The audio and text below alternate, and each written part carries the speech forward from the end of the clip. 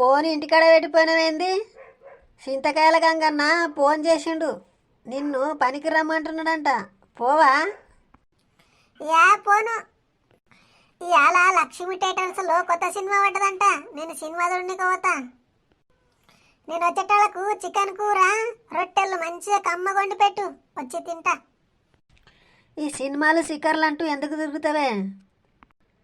వారంలో 2 రోజులు పని చేస్తావు, 4 రోజులు సినిమాలకు పోతావు. ఇట్లయితే ఎట్లా నడవాలనే మన పని, మన సంసారము? అగో నీవు భలే గమ్మత్ చేస్తావు కదనే. మన సంసారానికి ఏమైందే? మనకు పిల్లలు ఉన్నారా, జల్లలు ఉన్నారా? మన ఇద్దరమే కదా.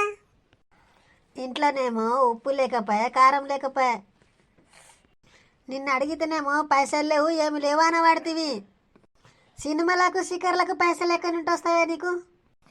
అగో నా వద్ద ఎక్కడివే పైసలు? నీకు చెప్పకుండా దాపెట్టుకుంటున్నా నేను. దా పెంటకాడు మల్లన్న పైసలు ఇస్తాన్నాడు, బదులు తీసుకొని మళ్ళీ ఇస్తా. ఇట్లయితే బాగుండదు మన వ్యవహారం, మన సంసారం సాగినలాకనుండదు. ఇక బాకులు చేయడం, సోకులు పడడం బాగుందయ్యో నీ వ్యవహారం.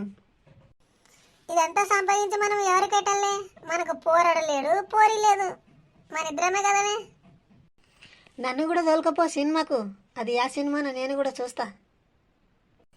లగ్గమయ్యి 7 సంవత్సరాలే, ఎప్పుడైనా తోలుకపోయినా నీ సినిమాకు? ఇప్పుడు టైం అవుతుంది, అర్జెంటుగా నేను పోవాలి. ఎప్పుడైనా తీరుగున్నప్పుడు తోలుకపోతలే. సరే బాయ్, పోయేస్తా. సరే దబ్బుండ్రా సాయంత్రం.